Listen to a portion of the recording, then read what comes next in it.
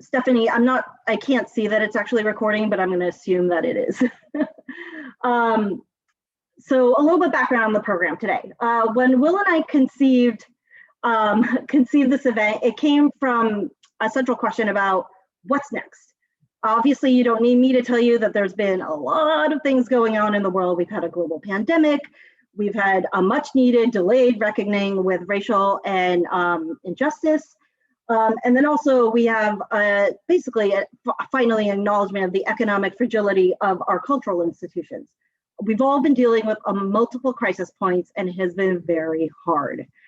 But what Will and I wanted to do today was to consider the future. We know what we're facing, we know it won't be easy, but we wanted to think about what the public history community could look like in the face of these challenges. What does it mean to be a public historian in 2021? And so we thought the best way to start it was to kick off the year with two amazing public historians talk about their hopes for the future. But before I hand this virtual microphone over to them, I wanted us to take a moment and start from a place of hope with a quick icebreaker. We've got about 66 people in the room with more joining us. So in the chat box, and don't hit enter just yet, type in how you are feeling right now and the one thing that is bringing you hope and getting you out of bed in the morning. Then when I say go, hit enter and make sure you're sending it to everyone and not just the panelists. Okay, I'm gonna open my little chat window so I can see what everyone's saying. Again, make sure it's going to everyone and not just the panelists. Are you ready? Get set, hit enter.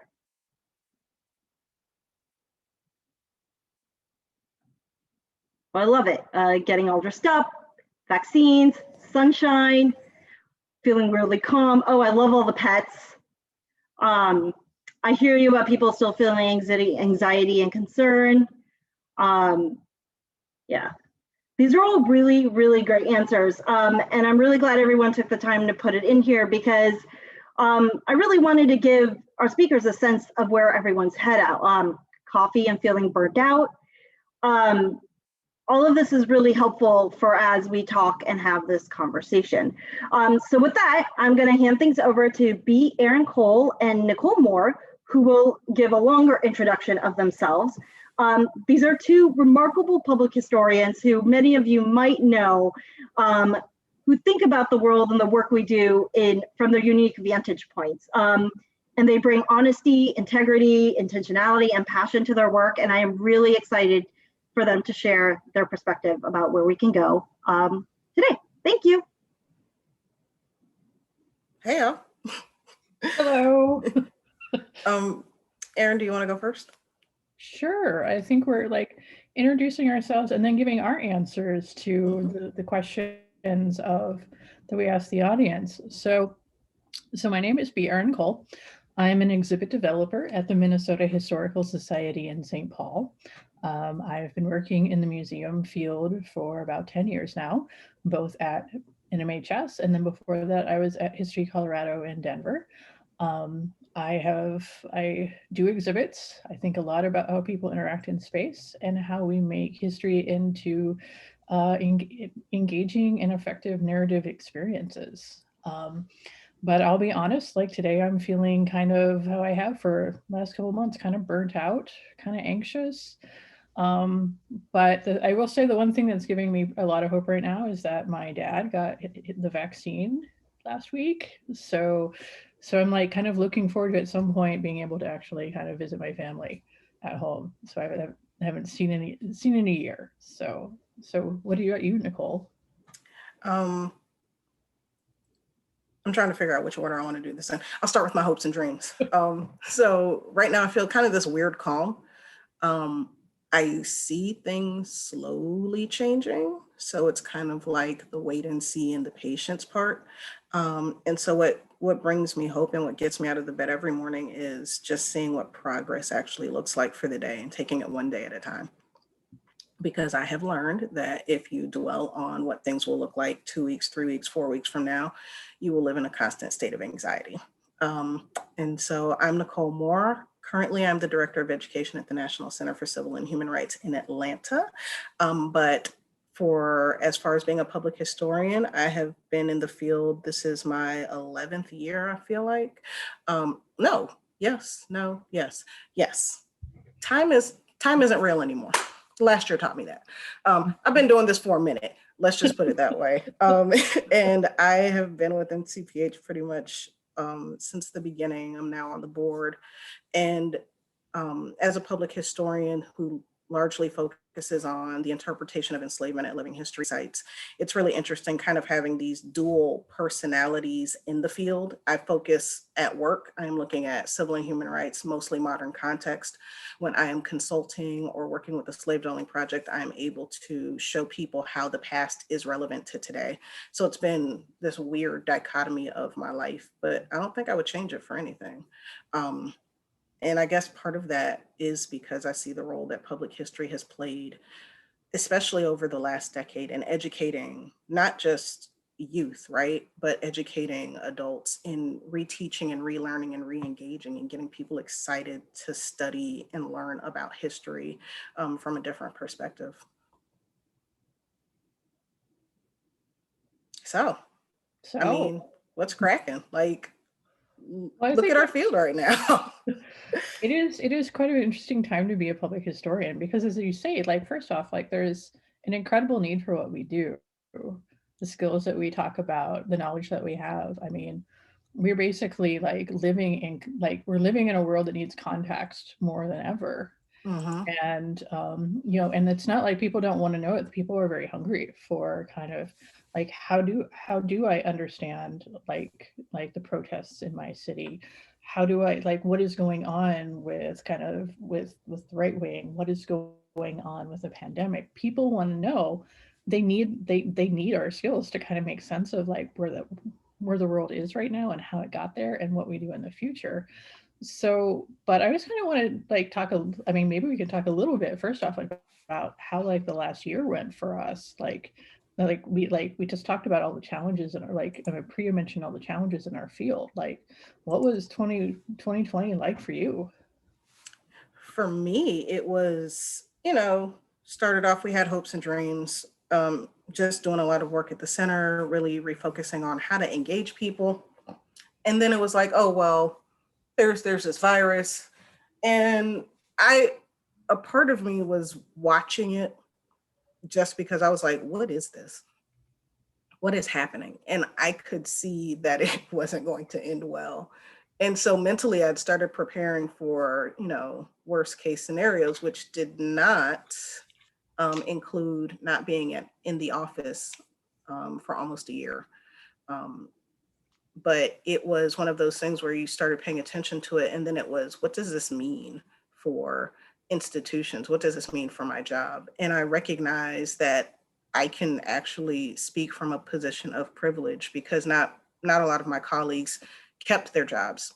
But because of the nature of what we do at the center, we made ourselves we made ourselves basically an essential service to the community at large because people needed to know civil rights. They needed to understand human rights. They needed a place that could break things down for them. And I just saw 2020 kind of reshift purpose as a public historian, take stock in how I do my work, take stock in just kind of what I see around the field and what we should be prioritizing and how we educate people. Because let's face it, the last administration honestly was like a golden time for historians, political scientists, and I say public historians because people were like, what is happening? Make it make sense. And guess who can make it make sense? Us. And it was one of those things where I was like, now what do we do after? And then how do we, now that we've got people engaged and understanding a little bit better, how do we harness that power for even more good so that we can understand the power that history has and that literally it is not a cliche, history does repeat itself. So what are you going to do the next time? So 2020, I think that for me was just that refocus and reshifting and using the time that I did have to ensure that I could help somebody else make it make sense. So what was it looking like for you? I know in our earlier talks, you said it was a little bit harder. Well, I like, in some ways, like, now that you've talked about kind of just thinking about like finding purpose, and everything that happened in 2020, I totally, like, I see that in my own life, like, hey, we have a great opportunity to actually have conversations about history, about the past and how we got here. But I'll be honest, most of my 2020 experience as a public historian was worrying about kind of institutions and kind of realizing that in some ways, like, our institutions, this 2020 is the year where our institutions kind of didn't really step up to the plate, at least some, like that, in some ways, like, the need for the work we do is separate from the institutions we work for in some ways. So, I started 2020 with a lot of people. Like, I had a project that I was working on. Everything was kind of going pretty well. And then, we shut our museum down in March, like most. And over the course of the next couple of months, we ended up furloughing 60% of our staff, including me. So I was furloughed for 10 weeks. And then I was brought back. We ended up laying off about a little over 30%, 30 to somewhere between 30 to 40% of our staff, a lot of frontline staff, a lot of younger staff, a lot of, basically the staff that actually interact with the public a lot. And, we've, like, our institution has done a shift to digital. And I got to say, like, my colleagues who are doing digital programming are totally knocking it out of the park right now. They're really stepping it up. But I'm an exhibits person. My job is, I'm a historian, but I work in a specific medium during my job. And that medium is getting people to come to a physical place, stand close to each other, do something as a social engagement. And, like, oh yeah, like, we love to have people touch things at the Minnesota History Center. So how can we get people to touch things? And all of a sudden, like, the tools that I and my colleagues are used to using are all of a sudden, like, first off, we're closed, so no one's coming in exhibits anyway. And then, when is that going to come back? Will it come back? How do we transfer those skills, of, like, emotional engagement, creating kind of dialogues between in like families and social groups and things like that, to whatever is coming next. And it's not that people don't need it. It's trying to think about, like, what form is that going to take? And that's where I'm like, that's the kind of hope I have for the future, is this, like, hey, like, now that we've all kind of, in some ways, this is the year where people and institutions kind of showed us who they were. How do, like, now that we know that, like, that's actually something that's good to know. What do we do now? Is, like, again, like, we had a crisis, but now we're learning to shape kind of a new future within it. And, I'm just kind of, so I'm like, that's where I am, is like, all of these things happened, but now, like, trying to think about what we can rebuild after that. And what's really interesting about 2020, that year, I don't even know what it was anymore, is that we relied so much, and Rebecca points this out in the chat, we relied so much on our physical resources, right? The buildings, the exhibits, that we found out that we were constantly neglecting the human resource.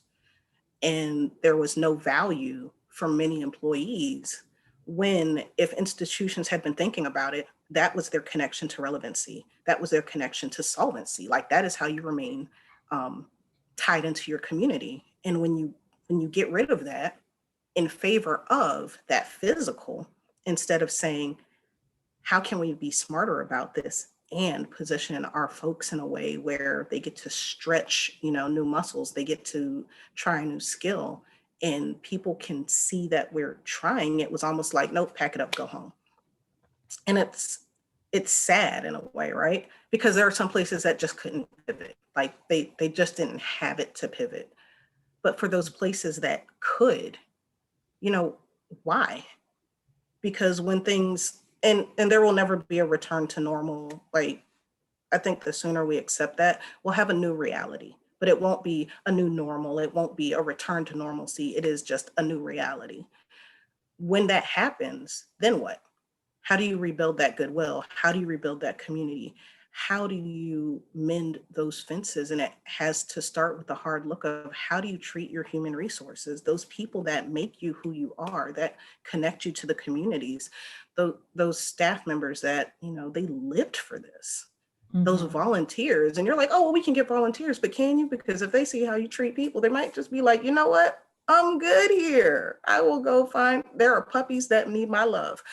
Like it was that moment where we were so busy looking at what was happening in the world that we conversations in our own world were having those moments of reckoning. But we honestly should have all been leveled and been asking ourselves, DEI is the hot thing, but what does that look like beyond racial reconciliation and pay equity? What does it look like just to treat people with decency and respect? What does it mean to value somebody instead of thinking, well, if they get sick and they can't make it, then we'll just hire somebody else to replace them? And how do we nurture that in a field that is necessary? I don't think people realize how necessary we are or how many ways that public history touches the public. It's not just about museums and historic sites. We are in corporate America. We are in the nonprofits. We are in schools. We are legit everywhere. How do we treat such an invaluable workforce?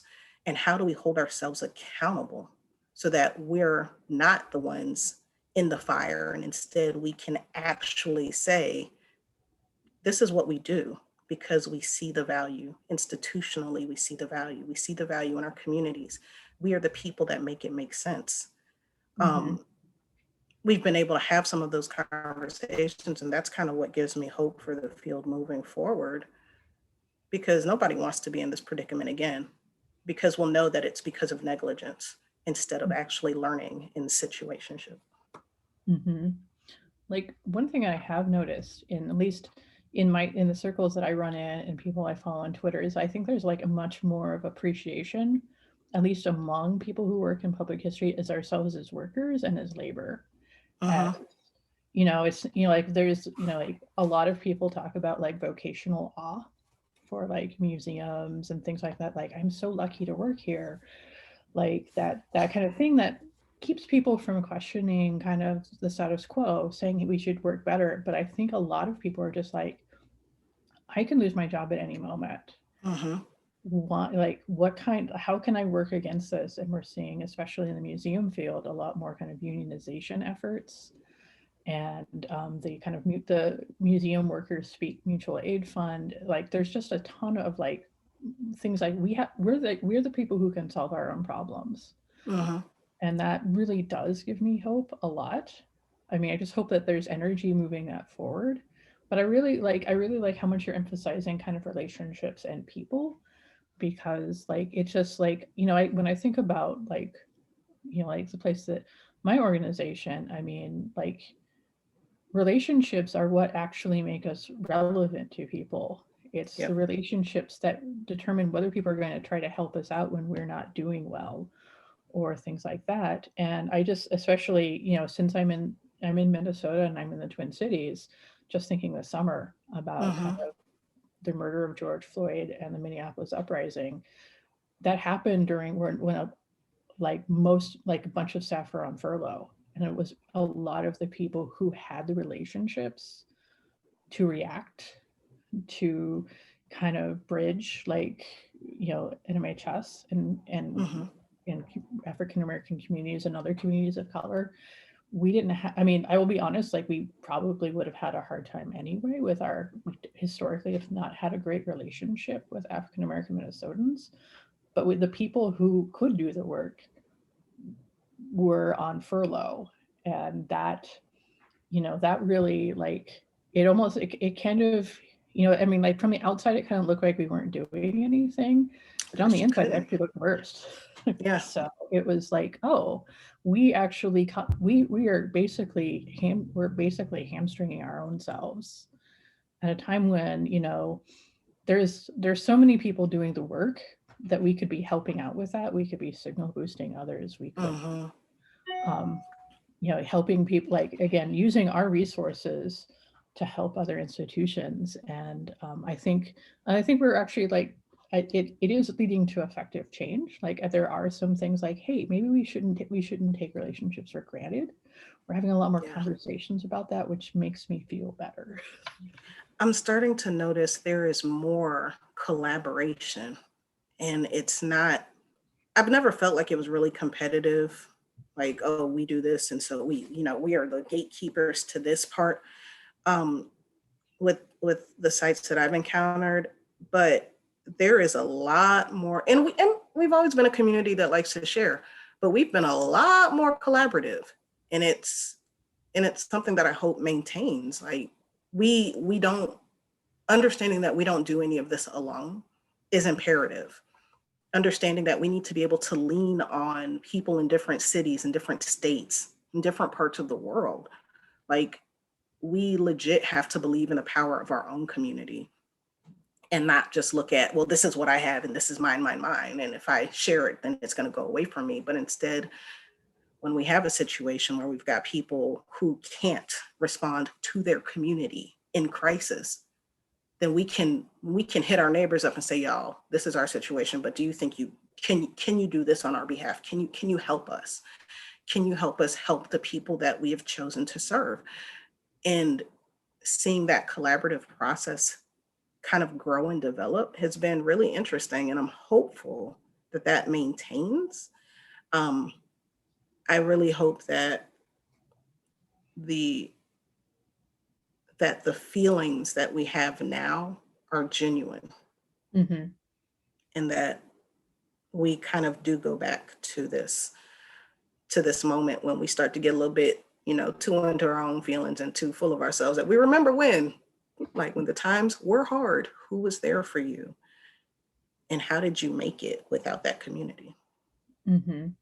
And I think that's like, it just feels like, when I talk to students and talk to other people who are like, trying to figure out their place in the field, I mean, it's not like, finding a job in public history has ever been like this, been super easy. Look at this amazing array of jobs. And it's, Yep. especially, it's even worse than it usually is. And, like that's really, in some ways, that's really depressing and it's really Yeah. disheartening. And but trying to think about like how we, as a profession, as a group of people who care about history and the relevance of the past to shaping the future, I think in some ways it's creating those kind of collective like projects, those like Hmm. collaborations that, like that feels like, it feels like it's like the only way we're going to be able to kind of grow and move forward as a profession. So I just kind of, it is like, I mean, in some ways, and I think I'm restating something I said before, like we saw the cracks and now I'm glad to know where they are. And I Hmm. mean, I always suspected that they were there, but now it's like, all right, well now, like, let's let's take what was good, but build something new, Hmm. and think about like alternative models for jobs and, Yeah. funding and things like that. And like that is like, like we have a really amazing opportunity. And again, like I don't want this I don't want, like, a couple months when if things start getting better, to be like, oh, back to work, back to normal. That So selective amnesia of, well, we're mhm, good. We made it. And it's like, no, no, no, we didn't. Like, don't lie to yourself. Um, and I think that, we have to remember, honestly, public history is legit in every place.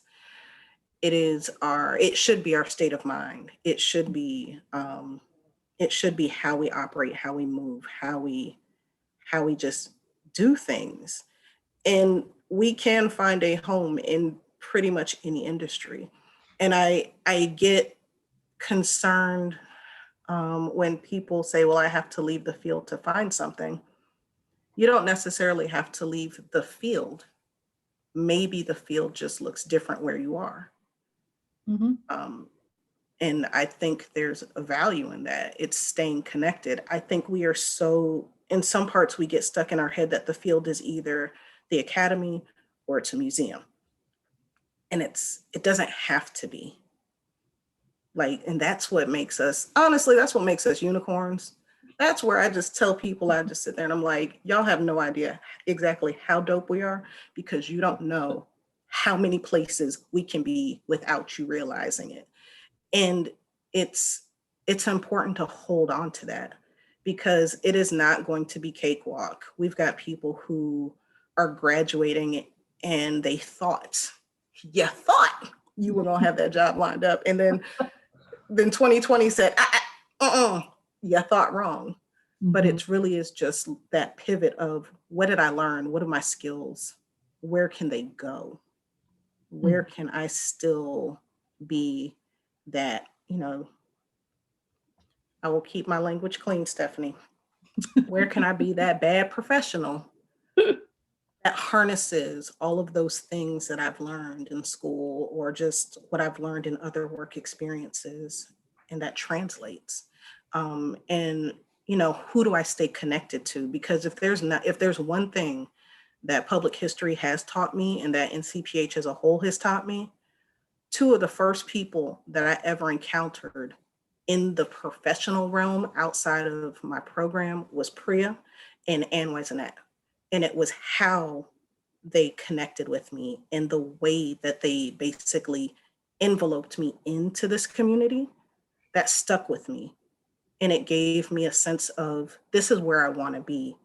It may not look like this particular path or journey, but it's how the field made me, how I was welcomed into the field. And I recognize that there are some people that will welcome you in, and there are some people that will kick you.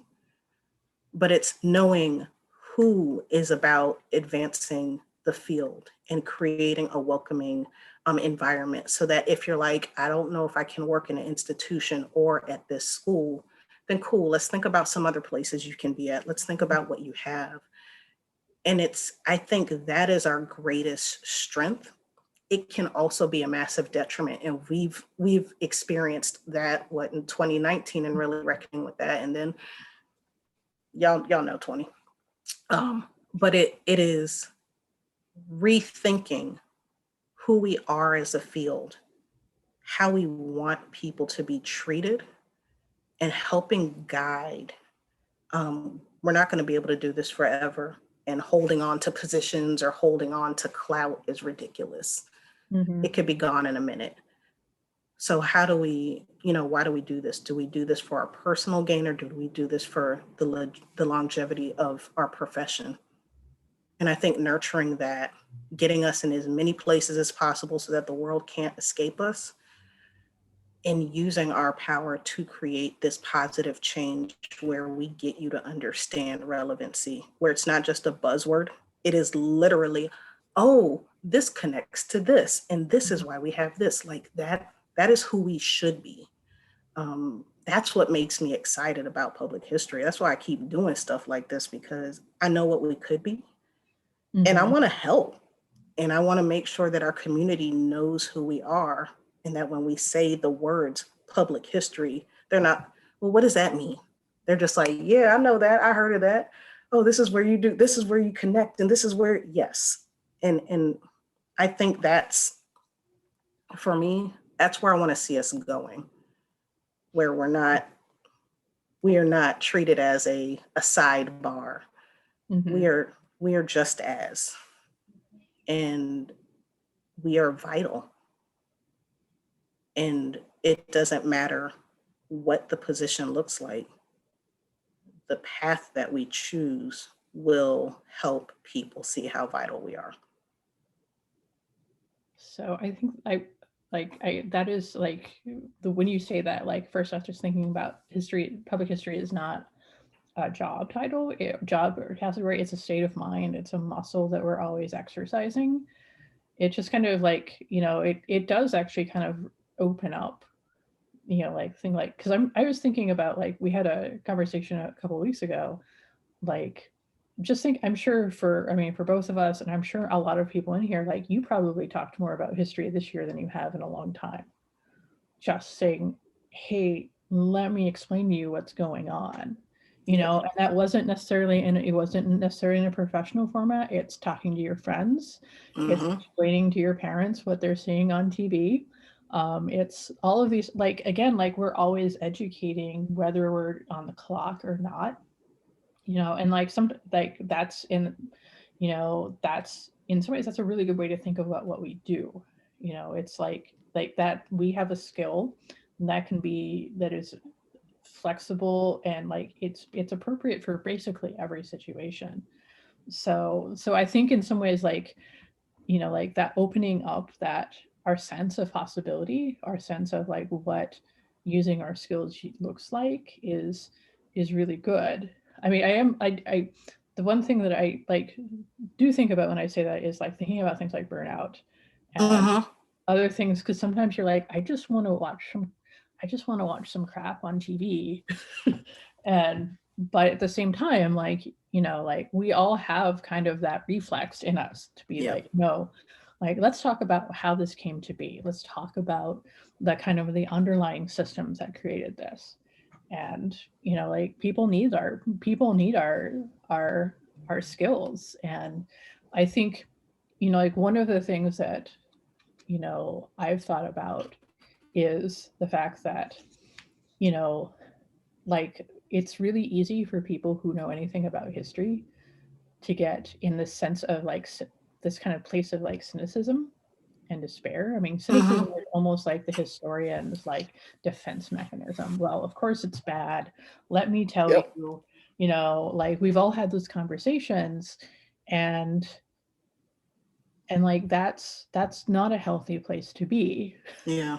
And it doesn't expand possibilities, and it doesn't make us connect to new people and things like that. And I think in some ways, like, that one of the kind of opportunities and challenges I at least see for myself is not becoming super cynical, and Mm-hmm. actually thinking of, like, I'll be honest, I have very well-worn mental cynicism pathways. So, but just kind of like thinking about, like, all right, what are the opportunities now? Yeah.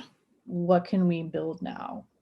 What can I do in this situation, whether I'm working at my job or a different job or no job, where I can, like, say, like, hey, here's how I can be of service to my community, to the people that surround me. I mean, we talk about the cynicism, and I mean, and I sound real hopeful right now. That's because I love the work that I do. But my breaking point, honestly, it wasn't the election stuff. It was the 6th, where I was like, proverbially, burn it all down. I'm hanging this up because y'all haven't learned. Like, we've been out here telling you, we've been showing you examples. We have been historying ourselves because you've been asking us, how did we get here? Yada yada yada. And then you don't listen. And I was legit like, I am done here, because it just felt like to the point where we were spinning wheels. Mm-hmm. And then shortly after we had our call, and I had to and I was reminded, like, but this is why. And that burnout is real. Mm-hmm. I could not escape anything that happened last year in any capacity of life. Racial injustice, I'm Black. Working at a place that focuses on civil and human rights issues, we faced a myriad. Mm-hmm. Finding solace and peace for me was disconnecting from everything.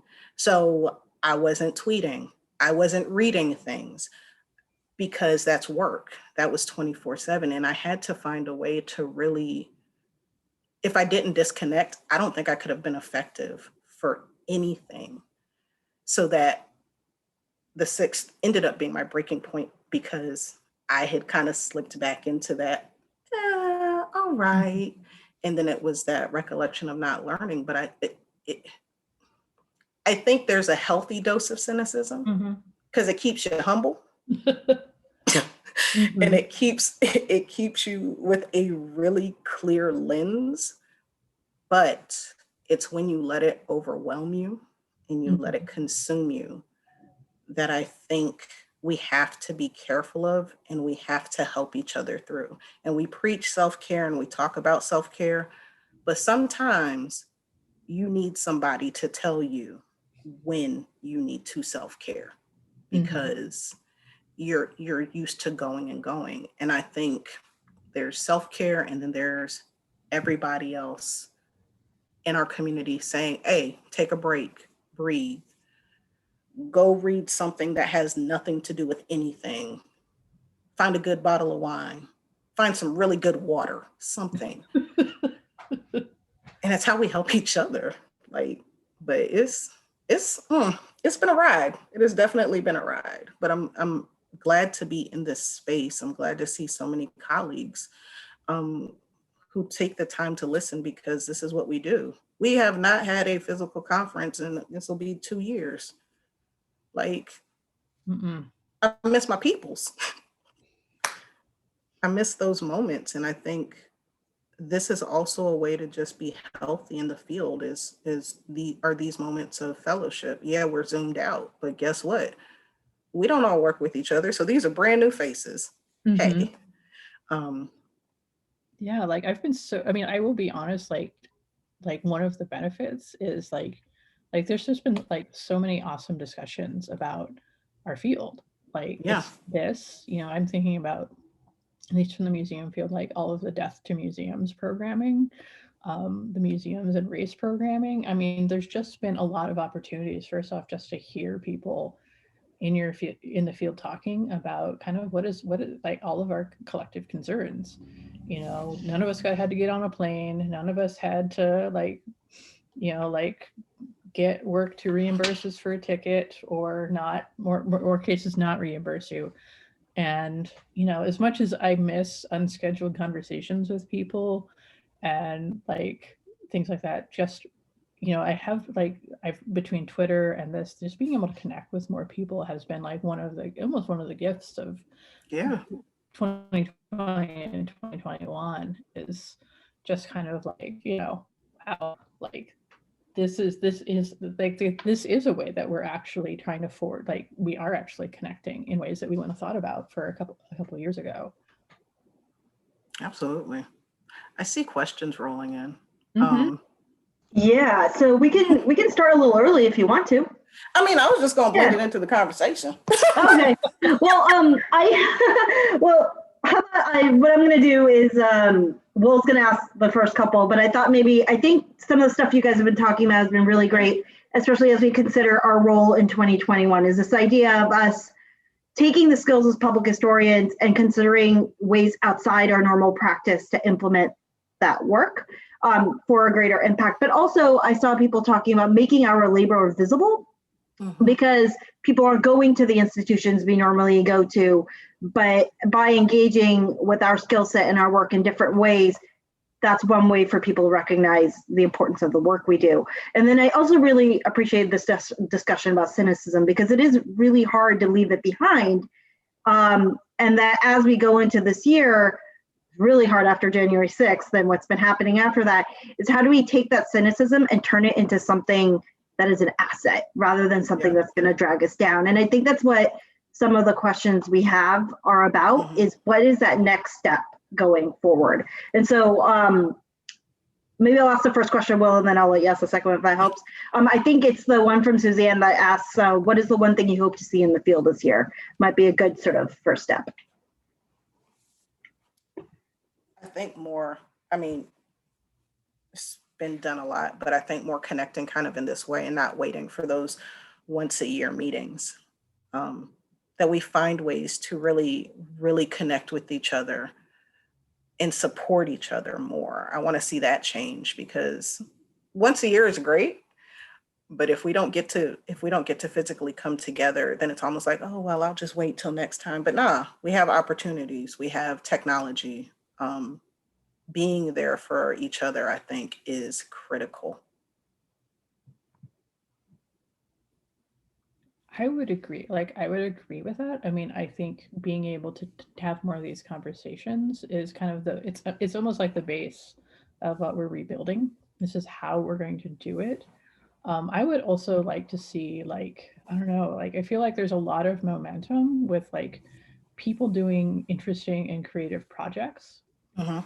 And I would like to see more of that and more examples of work that are really outside of, like, institutional or academic boundaries. Just like, here's a bunch of people who are putting together something that's really challenging and really relevant and like pushes the field forward. So I'm like, I both want more community, but I also am just like, all right, like, let's see how we can actually push like the interpretation that we do to Mhm. make it visible in different ways. Ooh, somebody's a suggestion, NCPH social hour every once in a I'm while. saying. Yes. I think we can all get bored on that. So for those of you who don't know me, I'm Will Stoudemire. I'm the director of the Public History program at the University of Nebraska at Kearney, and I'm Priya's co-chair on the endowment campaign. And I'm going to build off something Maddie just said in the chat and ask you one of the questions that came in earlier, which is, what advice would you give to graduate students, and I'll add new professionals to this as well, who are being thrown into the field now as it's changing and they're having to make adjustments to meet the challenges of the moment? What advice would you give to them?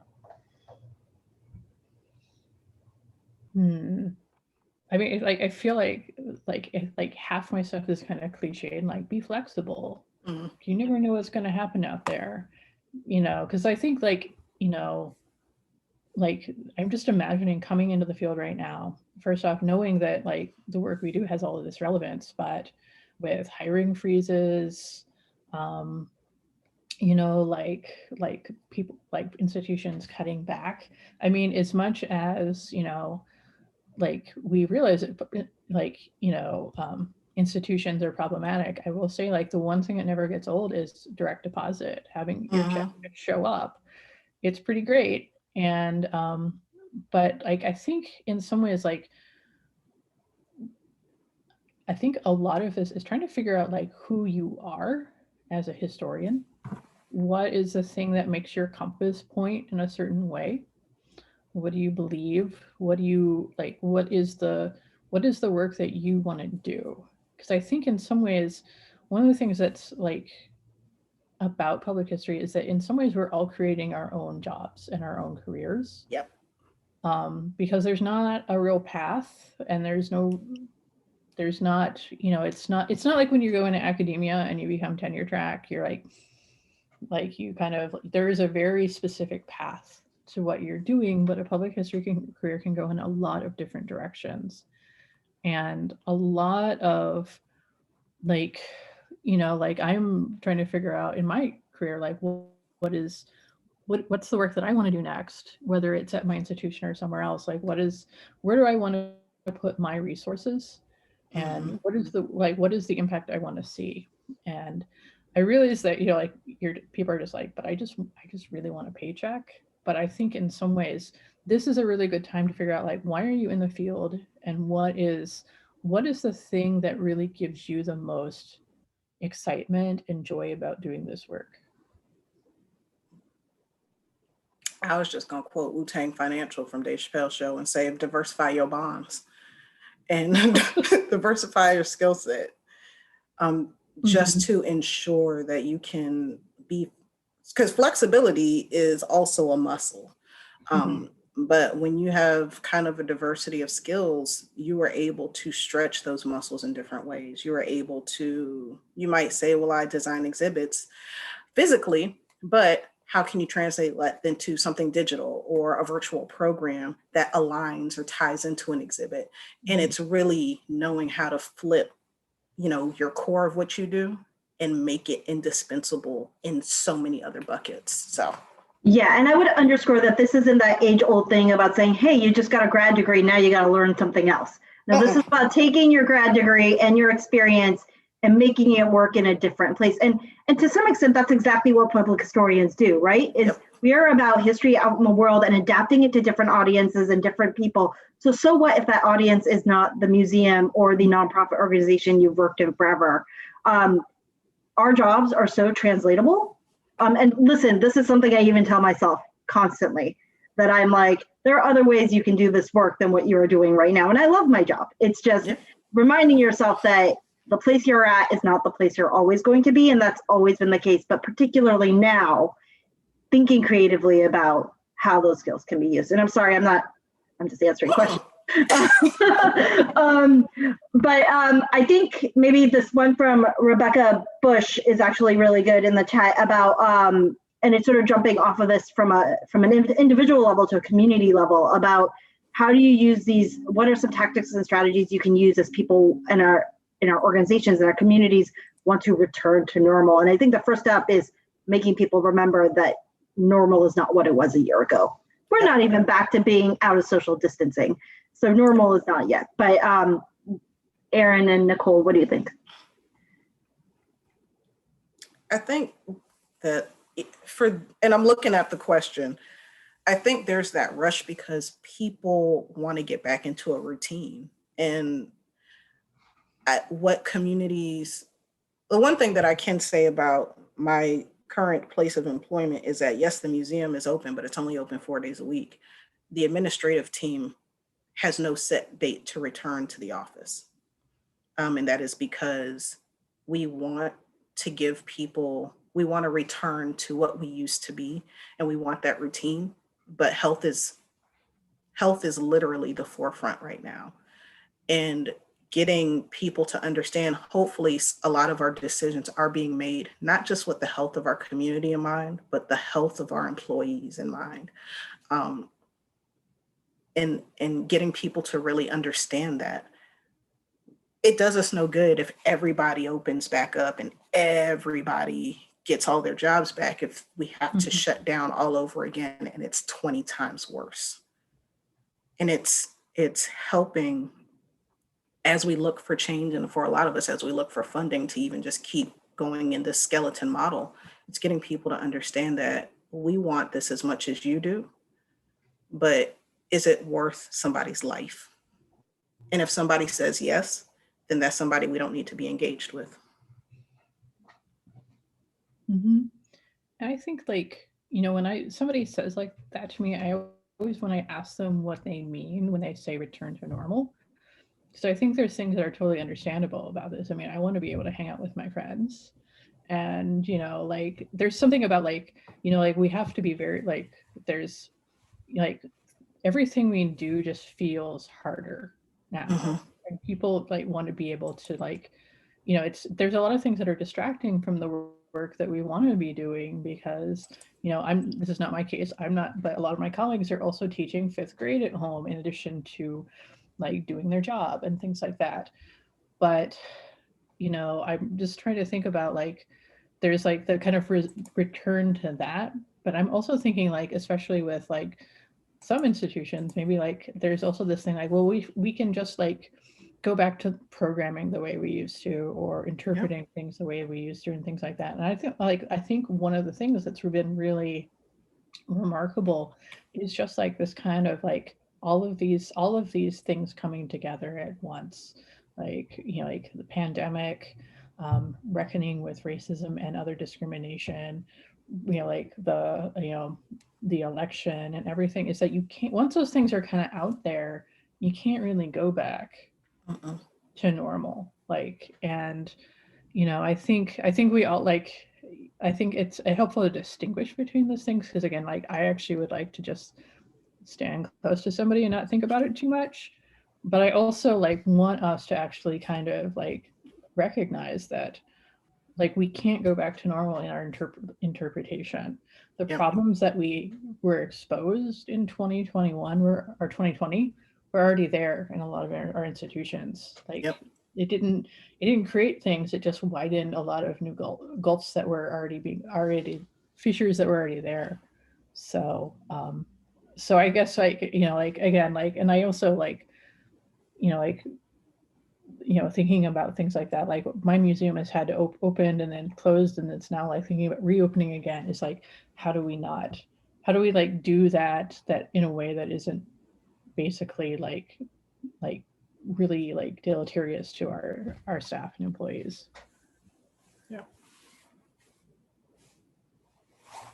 Yeah, and building off of that, and I think tackling some issues that were really a challenge before the pandemic set in, and maybe this new era gives us an opportunity to confront again. There were some questions earlier. One person said, I've been thinking a lot lately about how much of our work as public historians is invisible, which obscures how much actual labor goes into our job. How do we make that labor more visible? And there was a related question too about kind of vocational awe, the notion that we love what we do and we're kind of expendable as a result. How do we push back against some of those issues that were really systemic problems before all of this set in? Maybe if we can think of something, and I might think about this too, something concrete that we can suggest people try. And I know that's a tough thing to ask on the fly, but what is maybe some concrete things that people can try to make sure that they're more visible in their field, in their community, in their like something like that? Yeah, I'm still trying to figure that one out. Mm-hmm. I think in some ways, like I think people are interested in the work that we do. It's not just the, like the things that we're telling them about, or, people are interested. Like, how do we know what we know? Like, how do we come to these conclusions? And I think for one thing, it's just like, when we do things, we can talk, talking about like, look, this is work. This is the work we do to get here, kind of basically showing, like for an example in the exhibit, just saying like, hey, here's people who worked on it. Here's the work they did. So, oh, sorry, somebody's knocking at my door. And I'm looking at Rebecca's comment with that, like, we get the awe and we're expendable, but like real talk, we do this because we need to get paid, like rent, mortgages, student loans, all of the things that just should go away. That's what we have to contend with. And one of the things that I hope changes is one, transparency in wages in this field, and people get a livable wage, and not just saying, oh, if it's livable over there, then that's here. Look at what your state, what your city, what is a livable wage, and try to get people to that, or find ways to get people to that. Because we love what we do, but I think a lot of people leave because it's just not sustainable for them. And if that's the only reason why we're losing people, that's something that we have to fix.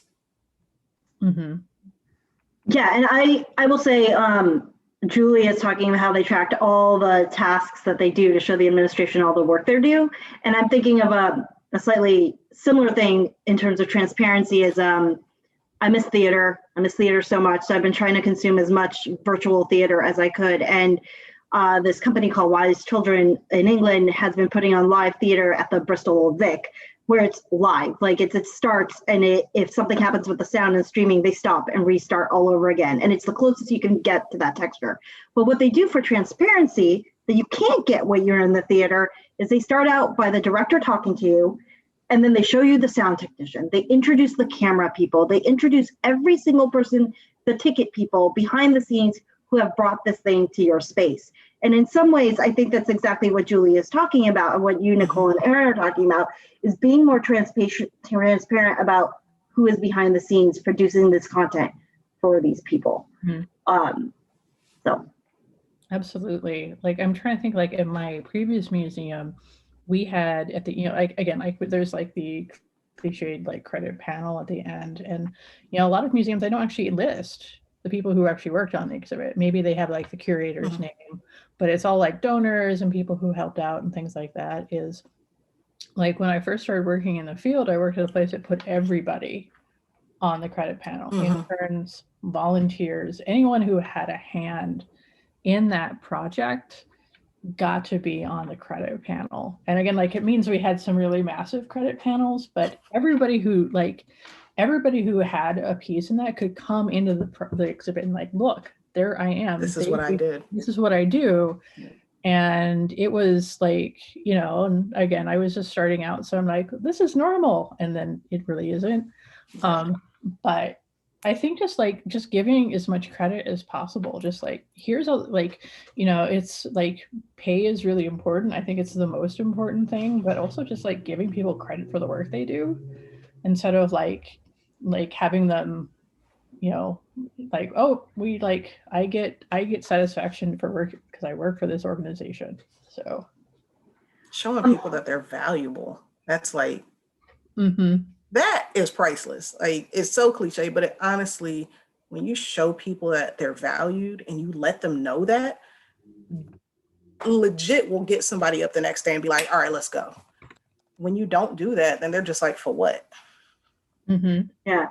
So we're at about 2 minutes, and I know Will has some closing remarks. So I don't know if you guys want a moment to say any last words, or we just end on what Nicole said, which was pretty great. But I'll leave it to you and Nicole and Erin to decide that, or we'll just go to Will. I just want to say thank you.